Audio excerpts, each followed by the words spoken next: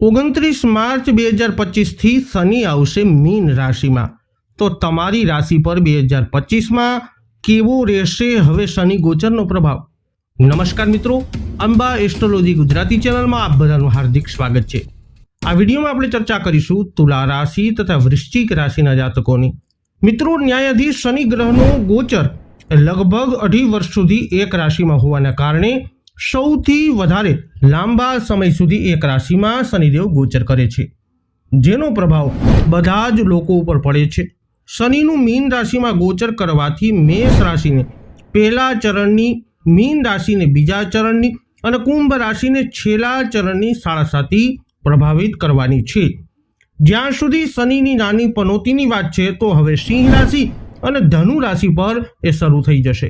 22 ફેબ્રુઆરી 2025ના શનિ મહારાજ અસ્ત અવસ્થામાં આવશે અને જ્યારે 29 માર્ચ 2025ના દિવસે મીન રાશિમાં પ્રવેશ કરશે તો અસ્ત અવસ્થામાં જ હશે અને ત્યાં 31 માર્ચ 2025ના દિવસે ફરીથી ઉદય અવસ્થામાં આવશે।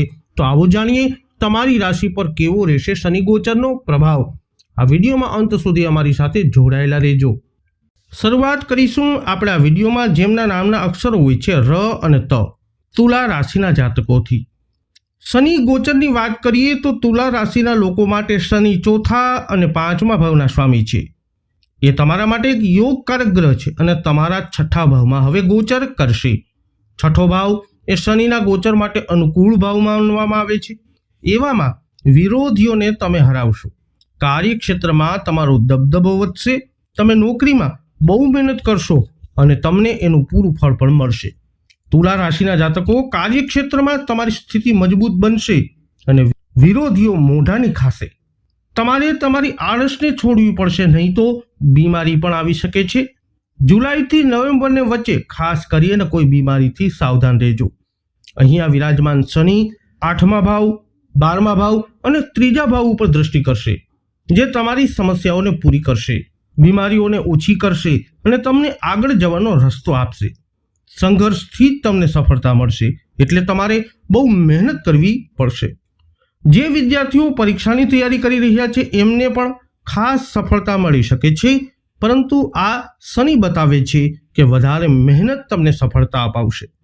જુલાઈથી નવેમ્બરની વચ્ચે આરોગ્યનું ખાસ ધ્યાન રાખો અને એના પછીનો સમય તુલા રાશિના જાતકો તમારા માટે વધુ અનુકૂળ બનતો જણાશે। હવે વાત કરીશું જેમના નામના અક્ષરો હોય છે ન અને ય, વૃશ્ચિક રાશિના જાતકોની। તો વૃશ્ચિક રાશિના લોકો માટે શનિ મહારાજ 3જા અને 4થા ભાવના સ્વામી થઈ અને આ ગોચર દરમિયાન આ 2025માં 29 માર્ચથી તમારા 5મા ભાવમાં આવશે અને અહીંથી એ તમારા 7મા ભાવ, 11મા ભાવ અને બીજા ભાવ ઉપર દ્રષ્ટિ કરશે।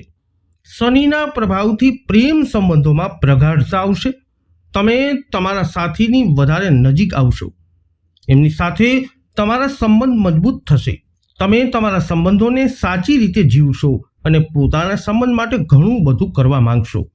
જો તમે પ્રયાસ કરશો તો તમને તમારા મનપસંદ વ્યક્તિ સાથે લગ્ન કરવાનો મોકો પણ શનિદેવ અપાવશે।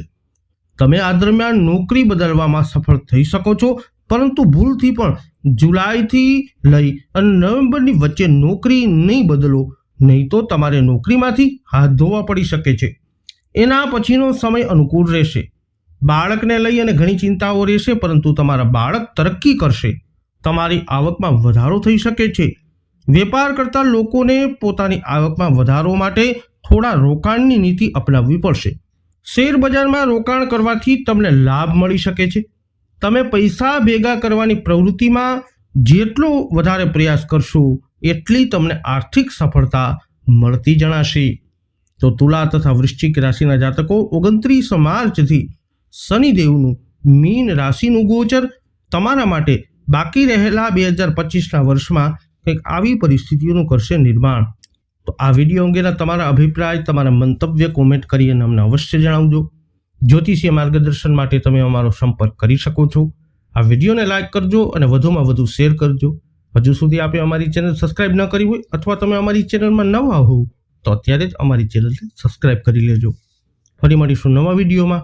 જય અંબે।